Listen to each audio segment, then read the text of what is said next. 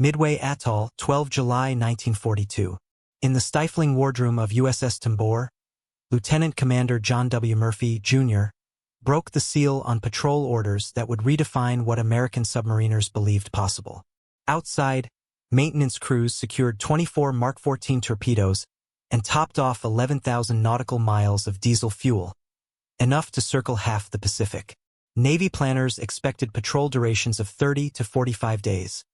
Tropical heat, battery stress, and carbon dioxide accumulation typically forced earlier returns. Yet strategic collapse across the Pacific theater had elevated submarines from scouting units to primary commerce raiders, and endurance became the decisive constraint.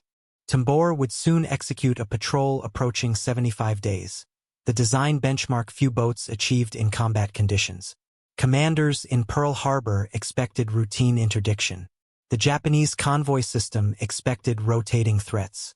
Neither expected a single American submarine to remain on station long enough to alter staff assumptions about persistence, physiological limits, and the true meaning of extended operations at sea. Prologue, 150 words. The Pacific Theater, January through March 1942. Pearl Harbor lay in ruins. The United States Asiatic Fleet had collapsed across thousands of miles of ocean. The Japanese advance swept through the Philippines, Malaya, and the Dutch East Indies with devastating speed. Singapore fell on 15 February. The Netherlands East Indies capitulated in early March. Allied surface forces, outgunned, outnumbered, and caught by surprise, withdrew southward in disarray.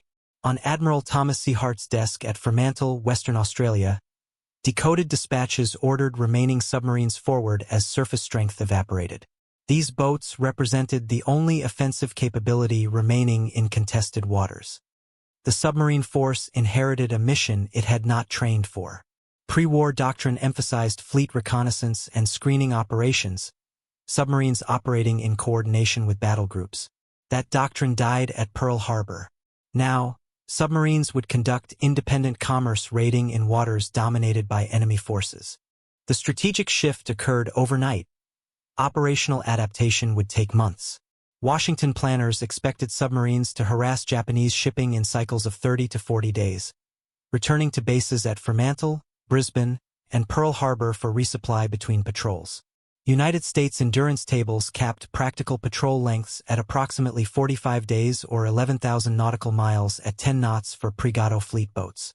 These estimates derived from peacetime exercises conducted in temperate waters with planned resupply schedules. Reality proved harsher. Tropical heat above 90 degrees Fahrenheit penetrated pressure hulls designed for cooler latitudes.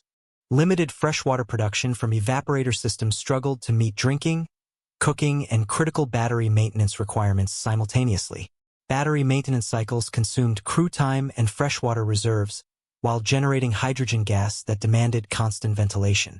Carbon dioxide buildup inside sealed hulls during prolonged submerged operations created atmospheric conditions that degraded crew performance long before mechanical systems failed. These factors, inadequately understood before combat operations, often forced earlier relief than fuel capacity or torpedo inventory would otherwise dictate. The operational bases themselves operated under primitive conditions. Fremantle, located on Australia's western coast, possessed minimal repair facilities and limited spare parts inventory. Brisbane on the eastern coast offered somewhat better infrastructure but remained thousands of miles from forward operating areas. Pearl Harbor, though possessing excellent facilities, required transit times exceeding 2 weeks each direction from Japanese-controlled waters. Supply chains stretched across vast ocean distances created logistical constraints that affected every aspect of patrol planning. Submarine tenders, specialized support vessels, provided mobile repair capability but could not replicate full dockyard services. The participants were clear. United States Asiatic Fleet submarines became the striking arm. Tambor and her sister boats, Gar, Grampus, Greyback, Grayling, Grenadier, and Gudgeon, assumed long-range interdiction roles while carrier groups and surface forces regrouped from initial defeats. Technology defined every constraint. Fleetboat architecture, diesel-electric propulsion, test depth near 300 feet, magazines holding 24 torpedoes, created the operational envelope. Mark 14 torpedoes, plagued by depth-keeping failures and defective exploders, further complicated attack calculations. Battery charge cycles dictated tactical flexibility. Depleted batteries meant vulnerability to surface pursuit and depth charge attack. Archival documents and wartime specification sheets listed patrol endurance at 75 days as the design benchmark for fleet boats. Not the common reality in early 1942. Strategic retreat elevated submarines from scouting to primary commerce raiding, making endurance the decisive constraint. The mathematics were stark. Each additional day on station represented one more opportunity to intercept convoys, one more data point for intelligence assessment, and one more increment of pressure on Japanese logistics networks. Cause and effect followed swiftly. Within months, Tambor would execute a patrol that approached the 75-day design envelope, forcing staff planners to recalibrate assumptions about American persistence at sea and proving that theoretical capabilities could become operational realities when necessity demanded. Chapter 1. 620 words.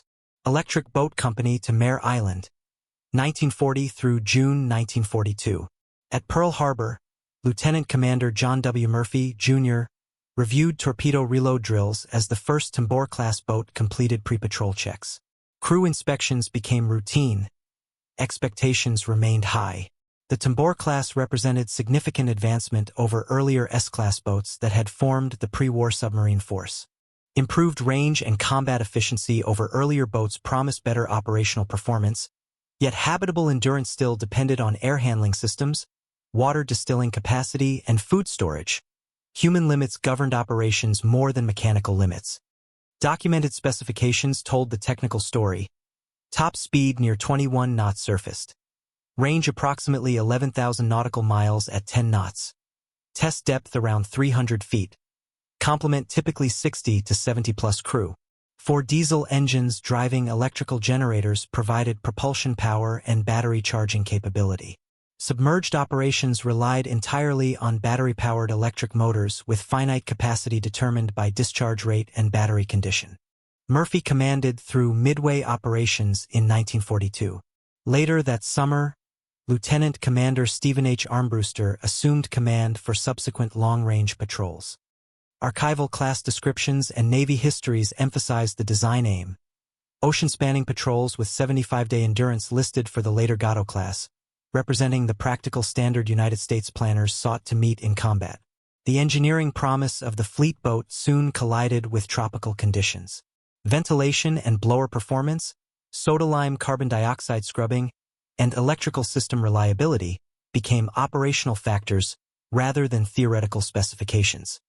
Orders soon sent Tambor to an area where extended time on station would test those limits against reality, where design benchmarks would meet physiological constraints, and where one boat's persistence would challenge Japanese convoy planning across the Western Pacific.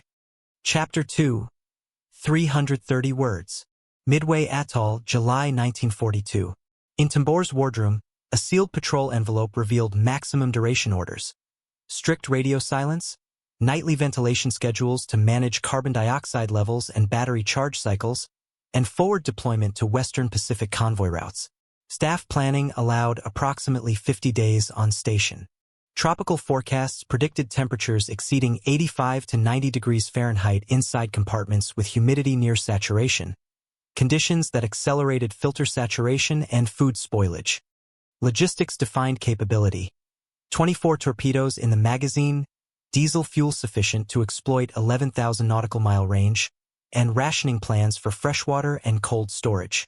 Patrol chronologies later showed Tambor executing long Pacific circuits in mid to late 1942, including a notably extended Third War patrol from 24 July through 19 September 1942. The decision to push practical endurance would influence patrol patterns across 1942 and 1943 as United States submarines challenged Japanese convoy calendars. The first days passed routinely. Submerged transits during daylight, surfaced running at night, battery charging under diesel power.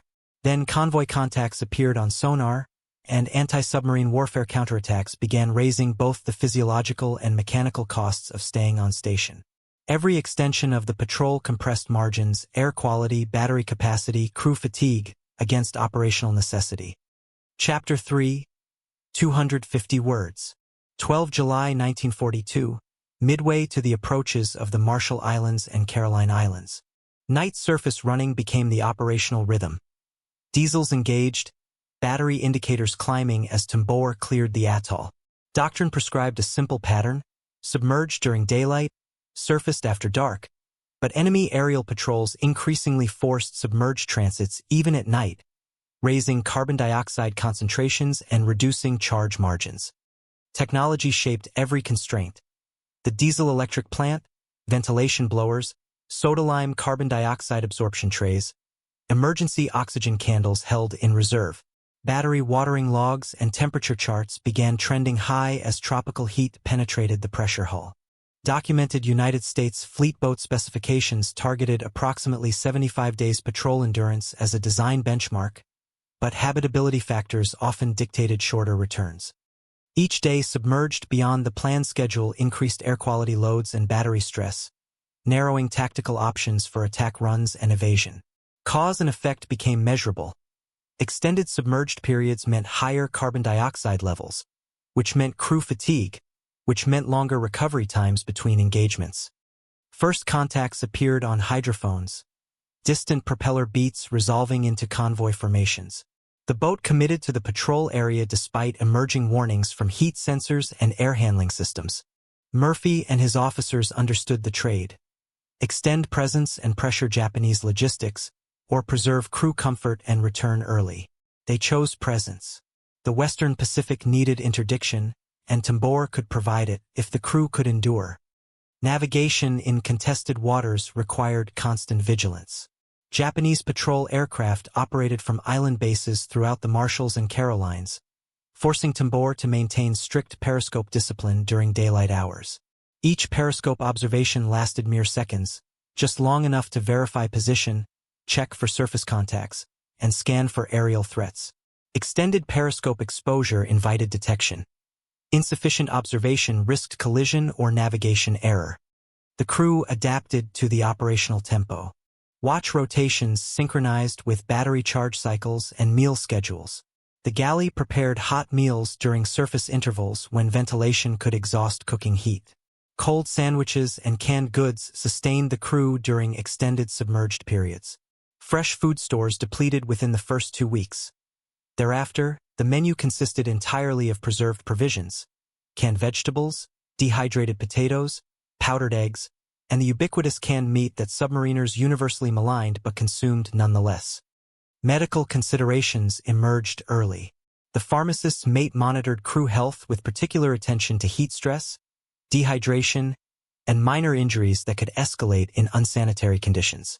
Tropical humidity promoted fungal infections. Limited freshwater restricted bathing to minimal necessity. Crew members developed heat rash, minor skin infections, and the inevitable psychological strain of prolonged confinement in deteriorating conditions. No serious medical emergencies occurred during the early patrol phase, but the pharmacist's mate understood that extended operations increased risks across all categories. Chapter 4, 540 words. August 1942, Marshall Islands and Caroline Sea Lanes. Sonar bearings tightened on target contacts. In the control room, the torpedo data computer solution stabilized as range closed. The skipper ordered a spread. Multiple torpedoes fired in sequence to compensate for target maneuvering and torpedo depth-keeping errors. Japanese escorts expected short, opportunistic attacks from submarines operating in brief windows. Tambor remained in the area, prosecuting multiple targets over weeks rather than days. Documented sinkings from the Third War Patrol told the story: Shifuku Maru, an auxiliary net layer of 891 gross registered tons, sunk 7 August. Shinsei Maru No. 6, a collier of 2,928 gross registered tons, sunk 21 August. These were confirmed kills, recorded in patrol reports and later verified through Japanese records. Each engagement drove torpedo expenditure calculations and influenced decisions about when to break off the patrol. Technical challenges compounded as depth charge patterns forced depth tactics near 290 to 300 feet, close to test depth, where pressure cycling strained hull gauges and seal integrity. Patrol records later placed end of patrol at Fremantle on 19 September 1942, marking an unusually long time on station by 1942 standards. The attack on Shifuku Maru illustrated typical engagement patterns. Sonar contact at dawn on 7 August provided initial bearing and approximate range. The fire control party calculated target speed and course while Tambor maneuvered to attack position. Periscope observations confirmed vessel type and refined tracking solution. At optimal range, approximately 1,000 yards, Murphy ordered tubes 1 and 3 fired in a spread pattern. Running time exceeded 1 minute.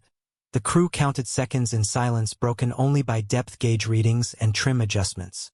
Detonations confirmed hits. The Shifuku Maru settled by the stern, taking approximately 15 minutes to sink completely. Japanese escort vessels immediately began counterattack patterns. Tambor went deep, rigging for silent running as depth charges detonated overhead. The nearest explosions occurred within 200 feet, close enough to cause gauge needles to jump, light fixtures to flicker, and loose equipment to rattle against bulkheads.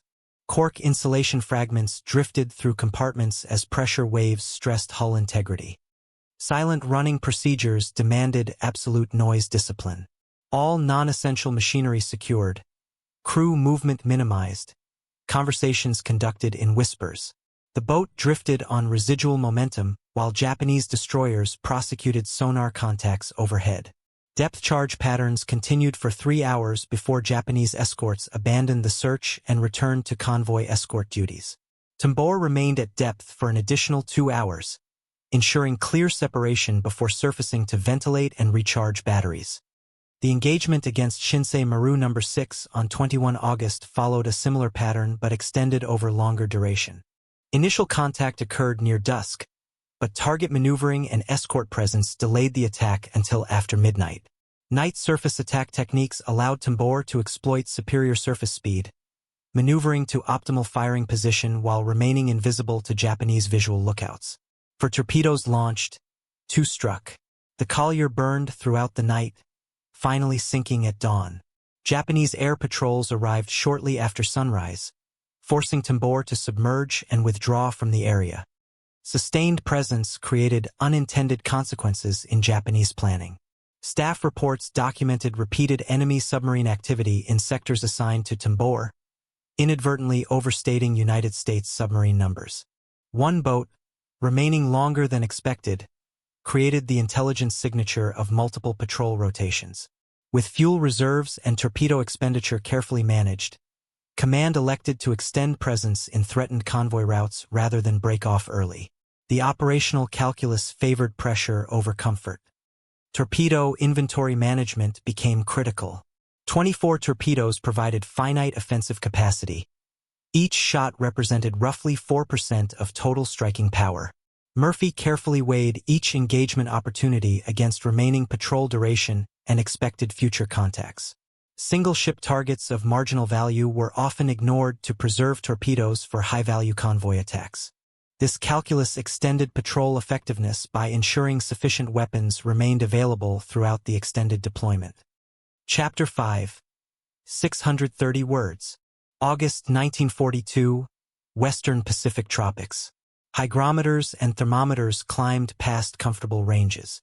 Condensation formed on cold metal surfaces, bulkheads, overhead piping, electrical junction boxes.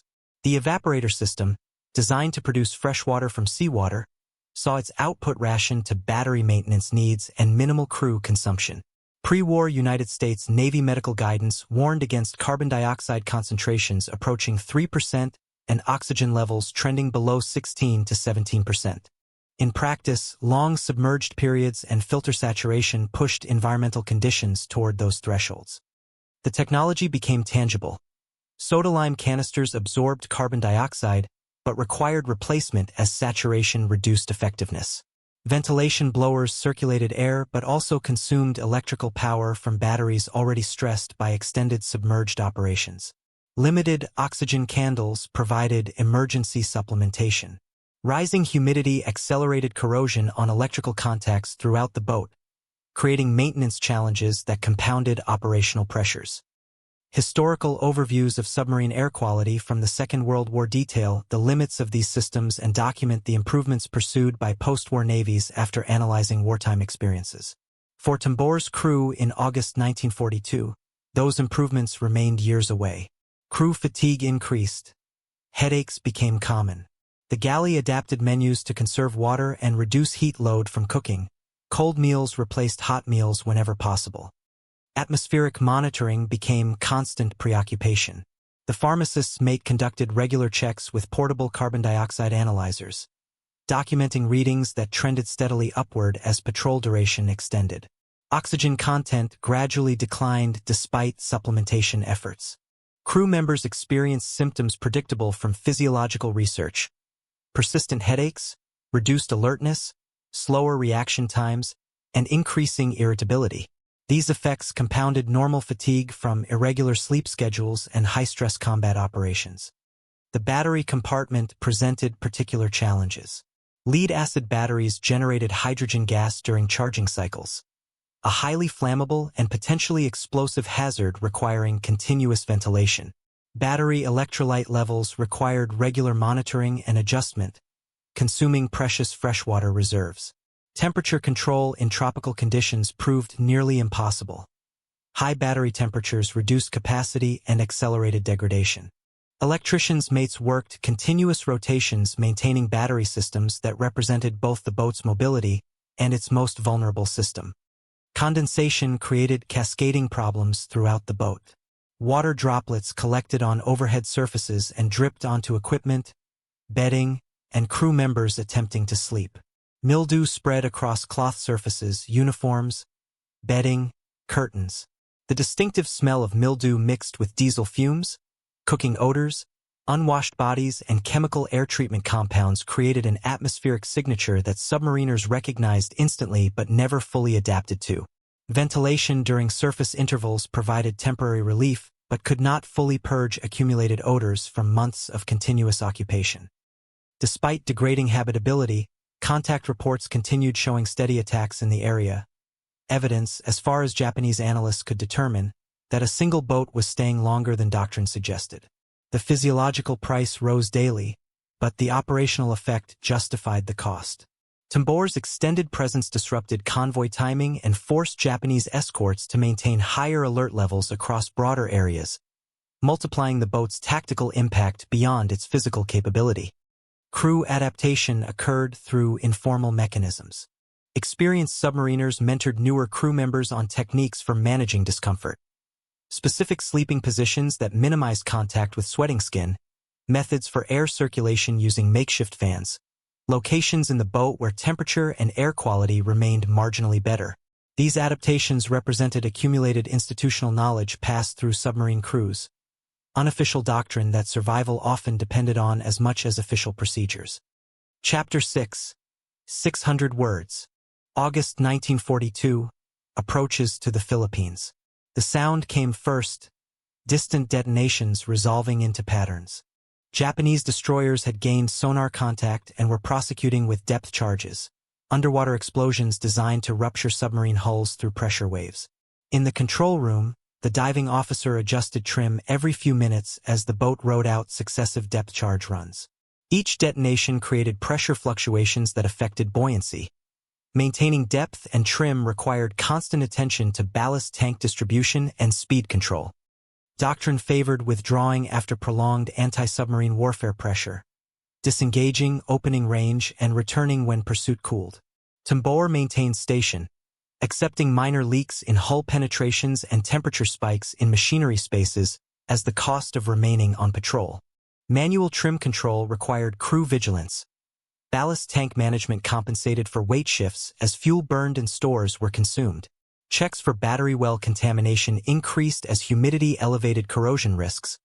Evaporator output was further reduced to protect electrical loads. Patrol summaries from 1942 through 1943 noted repeated long anti-submarine sequences endured by United States boats working close to convoy routes. Remaining on station after heavy depth charging preserved convoy pressure and maintained operational deception. Japanese records continued inferring multiple submarines where only Tambor operated. Fuel stores and consumables audits showed the endurance plan remained viable. The price would accumulate in crew condition rather than mechanical failure alone. The depth charge attack sequence followed predictable patterns. Japanese destroyers established sonar contact through active pinging, audible aboard Tambor as rhythmic metallic pings echoing through the hull. Initial depth charges dropped in patterns designed to bracket probable submarine positions.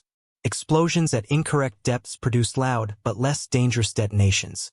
Those at correct depth created stunning pressure waves that tested every weld, rivet, and seal throughout the pressure hull. Damage control parties stood ready throughout depth charge attacks. Minor leaks appeared around hull penetrations, shaft seals, periscope glands, torpedo tube doors. Repair crews applied stuffing box adjustments, tightened packing nuts, and monitored bilge levels as water slowly accumulated despite containment efforts. Each leak represented potential catastrophic failure if left unaddressed. Continuous monitoring and immediate response prevented minor problems from escalating into fatal casualties. Psychological stress during depth charge attacks affected even experienced crew members. The helplessness of remaining stationary while explosives detonated nearby, the uncertainty about whether the next pattern would achieve lethal proximity, and the accumulated fatigue from weeks at sea all combined to test mental resilience. Officers monitored crew reactions, rotating personnel through critical stations to prevent stress-induced errors while maintaining operational effectiveness. The calculation remained consistent. Extend the patrol, accept the costs, maintain pressure on enemy logistics. Every additional day Tambor remained on station forced Japanese convoy planners to allocate escorts, adjust routes, and maintain heightened alert postures, all consuming resources and reducing operational efficiency across theater-wide logistics networks. Post-attack procedures required hours of careful inspection. Every system underwent verification, hull integrity checks, electrical system testing, torpedo tube door seal inspections, periscope alignment verification, and sonar equipment calibration. Accumulated minor damage from multiple depth charge attacks created maintenance backlogs that stretched repair capabilities. The engineering department prioritized repairs based on operational criticality, accepting degraded performance in non-essential systems to preserve combat capability. Chapter 7. 550 words. Mid to late August 1942, Western Pacific convoy routes. Ventilation filters showed saturation levels requiring replacement under normal circumstances. No replacements existed beyond those already installed. Mold appeared in storerooms where humidity and temperature created ideal growth conditions. Freshwater rations tightened as evaporator output struggled to meet even minimal requirements. The boat had exceeded pre-war planning assumptions for patrol duration, entering territory where experience rather than manuals guided decisions. Pre-war planners assumed routine relief before filters and evaporators reached these degraded states. The patrol continued regardless. Technology that functioned adequately at 30 days showed accumulated stress at 50 days. Ad hoc filter maintenance, careful battery watering to preserve electrical capacity, and selective use of emergency oxygen candles became the operational norm. Tactical doctrine adapted. Night surface ventilation assumed higher priority despite aerial threat, because air quality inside the boat had degraded beyond sustainable levels. Fleetboat technical notes listed 75-day patrol endurance as a design goal. 1942 lessons demonstrated that habitability, not fuel range, imposed the binding constraint. Diesel capacity allowed continued operations. Human physiology demanded relief. The patrol continued because mission requirements outweighed crew comfort.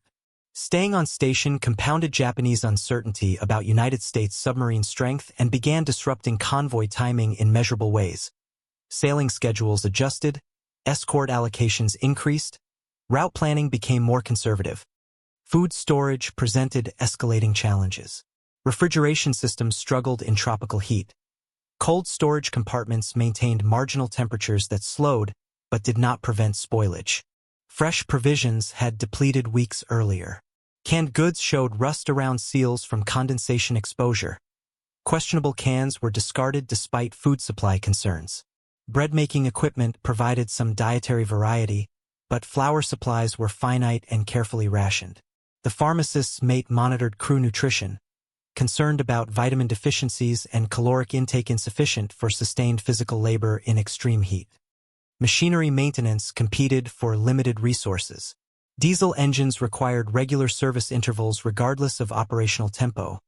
Deferred maintenance risked mechanical failures that could prove fatal in combat situations.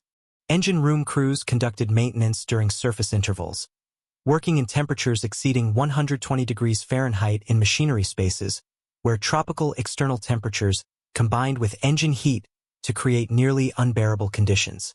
Maintenance schedules stretched beyond recommended intervals as operational necessity forced compromises between optimal procedures and mission requirements. Communications discipline remained absolute. Radio silence prevented Japanese direction-finding stations from triangulating Tambor's position, but also isolated the boat from external intelligence updates. Murphy operated on pre-departure intelligence that was weeks obsolete. Convoy route changes, escort strength modifications, and Japanese operational patterns might have shifted dramatically without Tambor's knowledge.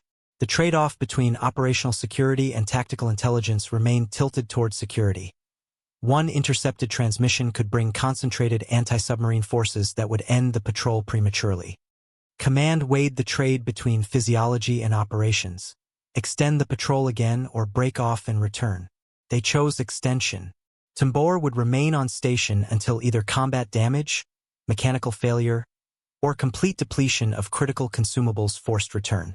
The precedent being set would inform future patrol planning across the submarine force, demonstrating that fleet boats could operate far longer than peacetime assumptions suggested, if crews could endure the conditions. Morale management became a command priority. Officers maintained regular crew briefings explaining operational situation and patrol objectives. Small gestures, extra coffee rations when available, recognition of individual contributions, maintaining routine despite deteriorating conditions, helped sustain crew cohesion. The submarine service attracted volunteers who understood the demanding nature of the duty. That self-selection created a crew culture of resilience and mutual support that proved essential during extended operations. Chapter 8. 630 words. Early September 1942. Approaches to Luzon. Interior air became hot, still, and increasingly difficult to breathe. Watch rotations accelerated to reduce individual exposure to control room heat. The galley eliminated hot meals entirely to minimize compartment heat load. What had begun as a standard extended patrol had transformed into an endurance test. One that staff planners at Pearl Harbor watched with interest, one that Japanese convoy planners tracked with concern, and one that Tambor's crew simply had to survive day by day. Documented physiological research on submarine crews from this period showed performance degradation correlating with air quality decline and sleep deprivation. Carbon dioxide levels approaching 3% induced lethargy and impaired judgment. Oxygen concentrations below 17% affected physical coordination and decision-making speed. These were not abstract medical concerns. They directly affected combat effectiveness. Yet attacks continued. Torpedoes launched. Depth charge evasions succeeded. Training and discipline compensated for declining individual capacity. Statistical analysis after the war revealed interesting patterns. Extended patrols like Tambor's Third War Patrol achieved sinking ratios comparable to or exceeding shorter patrols, suggesting that sustained presence in convoy lanes offset individual engagement effectiveness. One boat remaining on station for 60-plus days achieved strategic effects similar to 2 or 3 boats rotating through 30-day cycles, but with 1/3 the submarine commitment. Technology documentation from post-war submarine development efforts cited these wartime experiences as foundational. The long endurance became the message. United States fleet boats could sustain operations far longer than enemy planning anticipated. Japanese convoy schedules that assumed predictable submarine rotation cycles found themselves disrupted by boats that simply refused to depart on schedule. The operational lesson transcended immediate tactical results. The cumulative effect of extended operations manifested in multiple dimensions.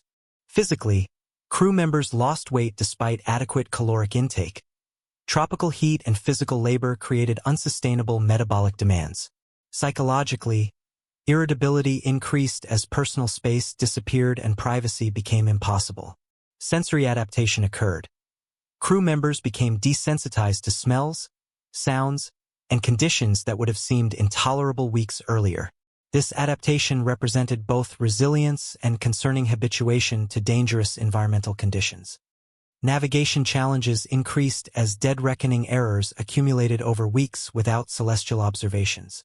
Periscope fixes provided periodic position verification, but cloudy conditions or tactical situations often prevented accurate position determination for days at a time. Murphy's navigation team maintained careful track of course and speed changes, current effects, and estimated positions, but uncertainty increased with each passing day. Accurate navigation proved essential both for returning to base and for avoiding known minefields and shallow water hazards. Intelligence value of extended patrols extended beyond sinking statistics. Tambor reported Japanese convoy patterns, escort tactics, and route preferences through coded radio transmissions sent during brief surface intervals.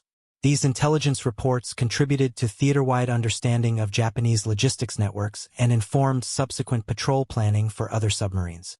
The intelligence-gathering mission complemented the direct interdiction mission, multiplying the patrol's strategic value. Chapter 9. 500 Words. Mid-September 1942. Final days on station. Torpedo inventory had depleted through confirmed sinkings and combat expenditure. Fuel reserves, though adequate for safe return, no longer supported extended maneuvering. Battery condition required careful management. Each charge cycle brought diminishing returns as plates degraded under tropical heat and sustained deep discharge cycles. Air quality had reached sustainable limits only through strict rationing of metabolic activity, limited movement, reduced work schedules, minimal cooking. The decision to depart came from accumulated constraints rather than single failure. No catastrophic mechanical breakdown forced early return. No combat damage required immediate docking. Instead, the aggregation of marginal degradations across every system, human and mechanical, reached critical mass simultaneously. Patrol reports documented this pattern. Successful extended patrols ended when everything approached limits together, not when one system failed decisively. Archive records show Tambor surfacing for final transit to Fremantle on 19 September 1942. 57 days on patrol, far exceeding early war averages but falling short of the theoretical 75-day design benchmark. The difference between those numbers measured the gap between engineering specifications and operational reality, between design targets and human endurance limits. Japanese convoy planners, tracking Tambor's persistent attacks through that period, filed reports noting extended United States submarine presence that defied expected patrol rotation cycles. Those reports influenced resource allocation. More escorts assigned to threatened routes, convoy sailing frequencies adjusted, contingency planning expanded. One boat's endurance had created strategic effects beyond its individual sinkings. It had altered enemy appreciation of American submarine capabilities and forced operational adaptations that consumed Japanese resources. The return transit required careful planning. Fuel consumption calculations determined optimal speed for maximum range while maintaining reserve for emergency high-speed maneuvering. Battery capacity limitations restricted submerged transit duration, requiring surface running during darkness despite aerial threat. Navigation accuracy became critical as Tambor approached Australian waters. Position errors could result in running aground or entering mined areas. Crew anticipation built as return approached. Mail from home, fresh food, maintenance in proper facilities, and simple relief from confinement motivated the final days. Yet operational discipline remained absolute. Premature relaxation before reaching port had caused casualties on other patrols. Murphy maintained full readiness posture until Tambor secured alongside the tender at Fremantle, only then releasing the crew from the demanding alertness that had sustained them for nearly 2 months. The moment of arrival carried significance beyond personal relief. Tambor's return demonstrated feasibility of extended patrols that would become standard practice as the submarine campaign intensified. The lessons learned, technical, operational, and human, would inform planning for hundreds of subsequent patrols. The crew had written doctrine through experience, validating theoretical capabilities through practical application under combat conditions. Chapter 10. 500 Words. Fremantle, Late September 1942. Tambor's arrival triggered immediate analysis at Submarine Command Headquarters. Patrol reports underwent detailed review. Crew debriefs documented physiological experiences. Maintenance inspections assessed material condition after extended operations. The data collection had strategic purpose. Understanding the limits of extended patrol operations to inform future planning across the submarine force. Numbers told clear stories. Confirmed tonnage sunk per day on station compared favorably with shorter patrols, suggesting that persistence compensated for reduced individual engagement effectiveness. Crew recovery times measured in weeks rather than days, revealing the physiological cost of pushing endurance limits. Battery maintenance logs showed degradation patterns that informed replacement schedules. Filter saturation rates under tropical conditions provided data for improved ventilation system designs. Intelligence summaries from intercepted Japanese communications revealed the strategic impact. Convoy routing had adjusted based on prolonged submarine threat presence. Escort allocations had increased in sectors where Tambor operated. Sailing schedules had incorporated contingency delays to avoid predicted submarine patrol areas. One boat had influenced enemy logistics planning across entire operational theaters. The lessons propagated through the submarine force. Extended patrols were possible, valuable, and achievable, but demanded careful management of air quality, crew rotation, and consumables. Post-war submarine development incorporated these insights. Improved ventilation systems, enhanced carbon dioxide scrubbing, better battery designs, and climate control systems all traced lineage to wartime experiences like Tambor's Third War Patrol. Medical examination of returning crew members provided valuable data on physiological effects of extended submarine operations.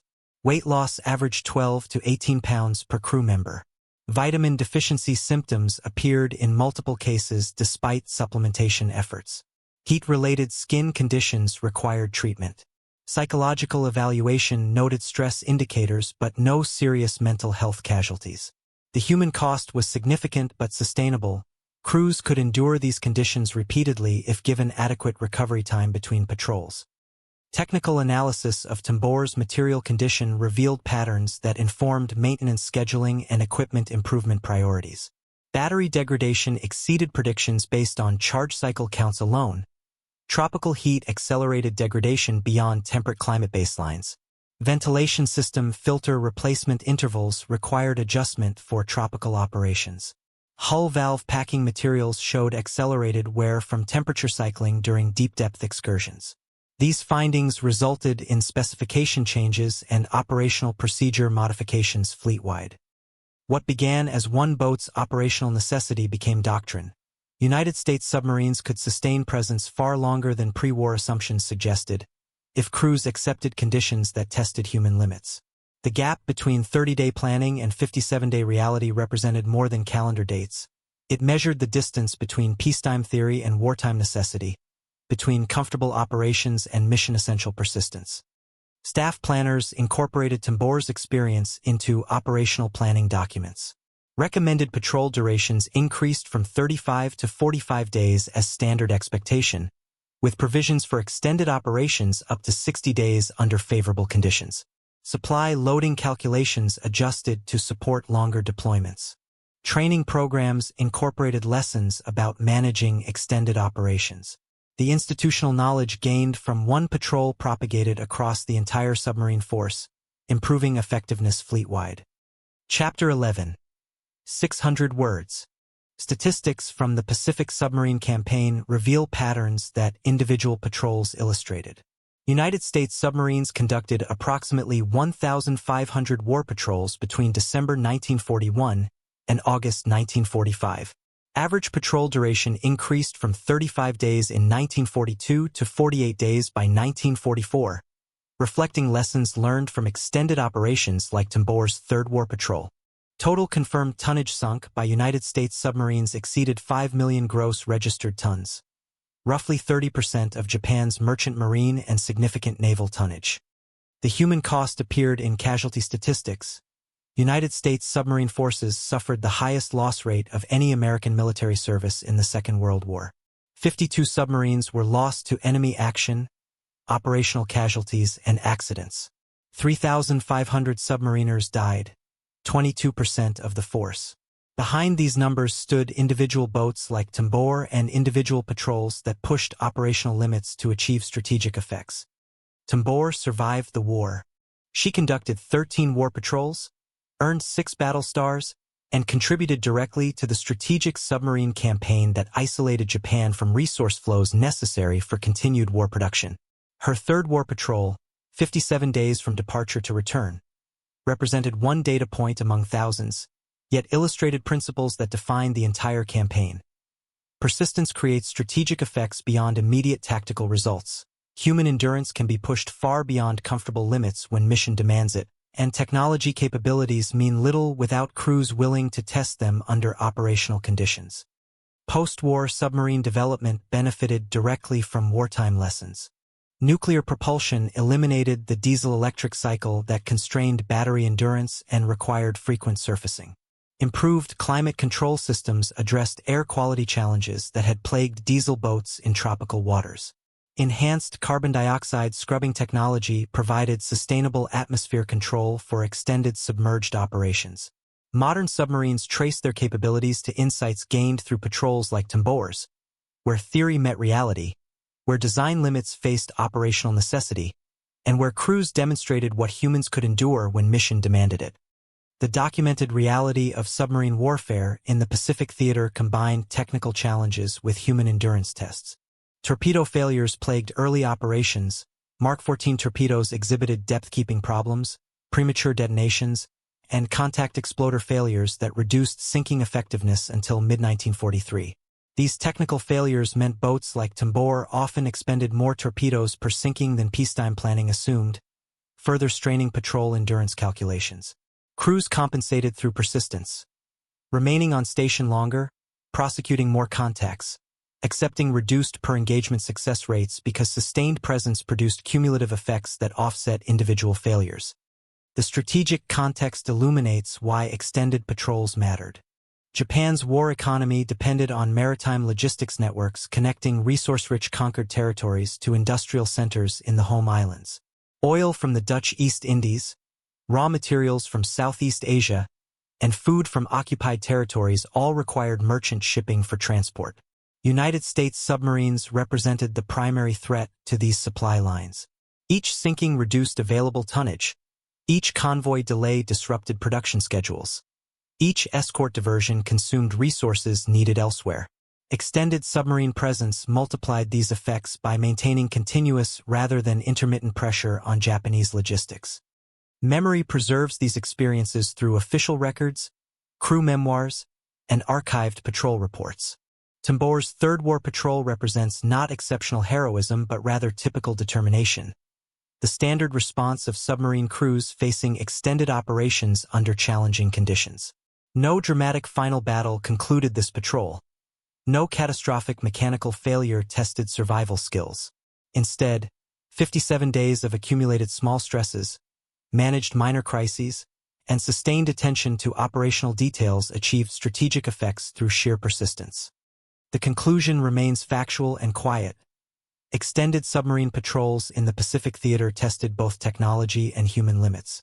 Boats like Tambor, operating far beyond comfortable endurance ranges, achieved strategic impacts that single engagements could not. The 75-day design benchmark remained aspirational throughout the war. Practical limits settled around 50 to 60 days in tropical conditions. Within those constraints, submarine crews sustained pressure on Japanese logistics networks, influenced enemy resource allocation, and contributed significantly to overall strategic isolation that preceded Japan's eventual defeat. Records preserve these contributions without embellishment. Statistics document effectiveness. Patrol reports detail operational challenges. Crew accounts describe conditions aboard boats operating at the edge of sustainable endurance. Together, these sources illuminate a campaign fought not through decisive battles but through accumulated persistence. Day after day, patrol after patrol, boat after boat maintaining presence that enemy planning could not ignore and could not effectively counter without diverting resources from other operations. Comparative analysis reveals how United States submarine operations differed from other maritime campaigns. German U-boats in the Atlantic operated closer to bases, allowing shorter patrol cycles with more frequent resupply. British submarines in European waters faced different operational constraints and enemy responses. Japanese submarines, paradoxically, focused more on fleet engagement than commerce interdiction despite operating in similar geographic conditions as United States boats. The American emphasis on extended commerce raiding patrols represented a distinct operational approach that proved strategically decisive. Respect for these operations requires understanding both capability and cost. Submarine crews achieved remarkable results. They also paid remarkable prices in casualties, psychological stress, and physical hardship. Recognition honors both achievement and sacrifice, acknowledging that strategic effects came from sustained human effort under conditions that tested physiological and psychological limits. The submarine campaign succeeded because individuals like Tambor's crew chose to endure, chose to remain on station when conditions suggested return, chose to prosecute one more contact when exhaustion suggested withdrawal, chose to extend the patrol when every system aboard urged relief. Technology provided capability, human determination applied it effectively. That remains the quiet lesson of extended submarine patrols in the Pacific theater. Capabilities mean nothing without crews willing to push them beyond comfortable limits, and strategic effects accumulate through persistence rather than brilliance. Tambor's 57-day Third War Patrol illustrated principles that defined submarine operations throughout the campaign, principles that remain relevant for understanding how maritime forces achieve strategic effects through sustained presence and accumulated pressure rather than dramatic engagement. The historical record documents these operations with characteristic naval precision. Dates, positions, tonnage figures, technical specifications, and operational outcomes. Behind the data stand individuals who experienced conditions that statistics cannot fully capture. The smell of diesel and mildew, the taste of desalinated water, the sound of depth charges, the feeling of condensation dripping from overhead pipes, the sight of torpedo wakes running true toward target. These sensory details populated the reality that numbers summarize but cannot convey. Respecting that reality requires acknowledging both the documented facts and the lived experiences they represent. Epilogue. 1,360 words. What is your perspective on this part of history? Share your thoughts in the comments, because every memory and reflection helps keep the past alive. Total narrative. Approximately 7,360 words.